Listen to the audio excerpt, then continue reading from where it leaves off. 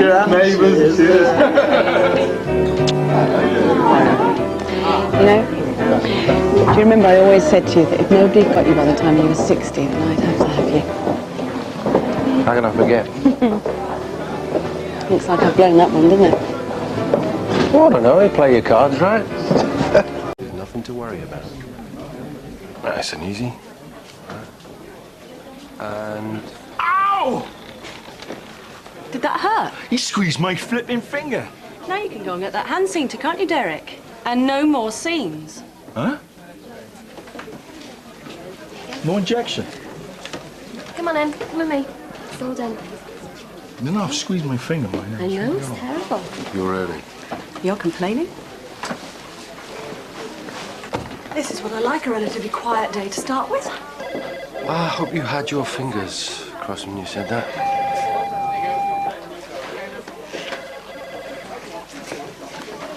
Holby Casualty receiving, over. Thank you, Holby. We have vehicle 3001. Have? Yes, you have. Don't say you haven't. No. It's okay. No, I'm all right. I'm all right. I just wanted to check that you and Louis were all right. Yeah. Don't laugh at me. Okay. I'll talk to you later. Yeah, bye. Buzz. Yeah. I just had a sudden uncontrollable urge to check that Louis was all right. Is he okay? Yeah, it's fine. My two are terrorising the babysitter as we speak. Are you going to this party? Now it comes to the crunch. I'm not sure. Oh, come on. It's exactly what we all need. Let off a little steam. Not sure I've got any steam left to let off. Shall we? Thanks a million. Oh, shall I come back later? No, it's all right. Come in. I'm just booking a table at the restaurant for tonight. All right. French or Italian? Malaysian. I'm a fan of the bottle of wine and early night routine. Oh, yeah. I thought you girlies loved being taken out to dinner. Yeah, well, we do if we're cooking for you all the time. But you're hardly driving up to Birmingham every night for your dinner, are you? True. Like, think about it, Charlie. I mean, when was the last time you were completely relaxed in a restaurant? You're always wondering when the meal's going to arrive and how much you should tip and what the couple at the other table are talking about. Well, you can hardly call it intimate, can you?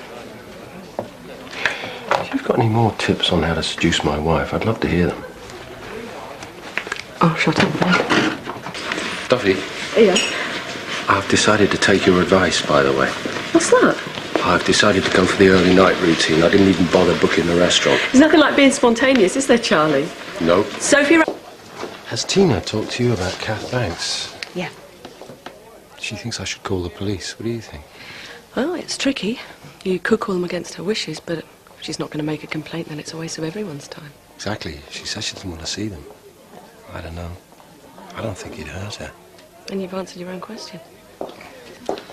Charlie, Yeah. I don't believe this, look. Duffy. I'm sorry I was so late. Yeah, well, some of us survived. Better hang this up in the safe. I can't believe this. Yeah, he was a mobile pawnbroker. Slips are in the pockets, all kosher. It must be worth a fortune. Yeah. We've got to log every item. Duffy, you couldn't possibly do last week's triage report for me. Oh, I'd love to help, but just go. What is it? Come on, what is it? Nothing. Oh, really? There's been some bullying at Peter's school. And Andrew says if I was at home, he'd be more centred, more confident, less likely to be a victim. That's ridiculous. Maybe it's not. What if I was to bend some rosters? Give you a bit more flexibility? How come I tell you about Andrew blaming me for working and you end up agreeing with him? Well, I just thought you're worried about Peter. Maybe I just want my husband to be a bit more of a dad. Charlie, I need some help. Charlie, at last. Any chance of a cup of tea and a sandwich while you tell me all the good news? No, I thought not. Plus, I had a bit of a run-in earlier with the consultant surgeon. I think he may be going to make an official complaint. So apart from a bed crisis, a desk full of admin and a raging consultant, is there anything else I should know about? We've had some drugs go missing from the cabinet. DF-118. And rumours are flying, I suppose. Sam made some comment about Mark the other day and it all blew up. Mark is bearing the brunt of it. Right. Put the DF-118s on the CD register straight away. I'll have to interview everybody. I was hoping to avoid that. Ah, Charlie, you're back. Yes, just through the door. And just in time for our meeting in the admin block. I was hoping to sort through this lot. You'll have to wait. Doesn't it always? Duffy, just a little thank you for listening. Well, you didn't have to. Sweet shrimps. I saw them and I thought of you. Did James Roberts come to see you? Yeah. He won't be making a complaint. I think for a moment he forgot he was dealing with A&E nurses. A different animal altogether. And what about using our department as an outpatient? Not while your team's on. Thanks. Charlie? I'll follow you up. Right. 1 down, 3 to go. Got one. Thanks. Look, you were hungry. I'm allergic to seafood. Right, I'm off now for 4 hours of unbridled admin fun. Charlie, have you got a minute? If it's about the drugs Duffy's told me, I'm onto it, all right? Did she also mention where the finger's pointing? Mark, I don't suspect you any more than I suspect anyone else. Or any less? Got to go and see Max now. I'll be back down. Listen, Duffy, can you help me try and get Josh home?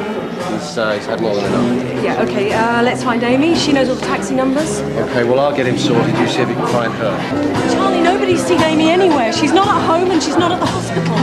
How do you know? I used the manager's phone. Right. Have you tried maternity? Yeah, of course. Well, we better go and look for her.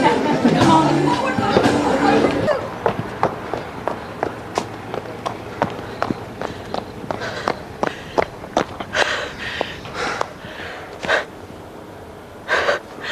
Charlie, you don't think...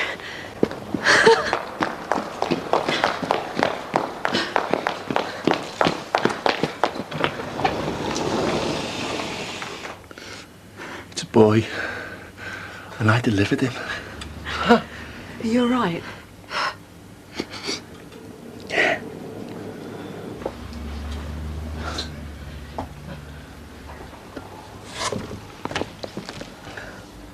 Well, introduce us. This is Milo. Milo. Hello, Milo. Welcome to the world. Happy Christmas. The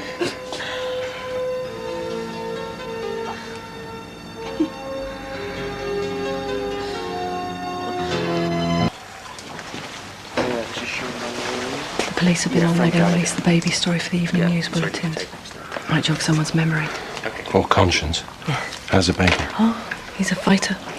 I think as soon as we get him upstairs, he'll be fine. I wonder how much longer I'll be doing this for. What do you mean?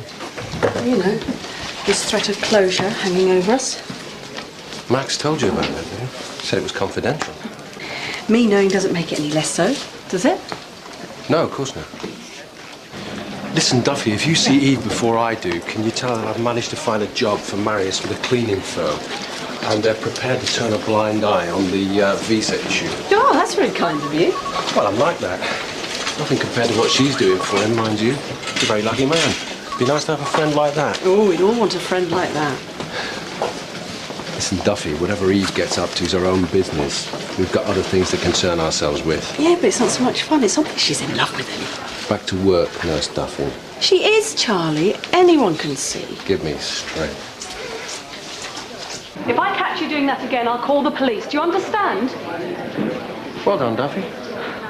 Listen, has Max said anything to you about Gary Milton? No? What about him? Adam found out he's selling us down the river. Apparently he doesn't care if A&E closes, provided he gets the CEO job at St. Thomas's. I was just wondering if Max is in on it. Whether he's managed to sort himself out a juicy little sinecure at St. Thomas's as well. No. Never. Charlie. That just isn't Max. No, we'll just have to wait and see, won't we? So what do you have to say for himself? Did you tell him we know what he's up to? No. Why not? Because I want time to think about it. Okay, Duffy, let's have a look at you.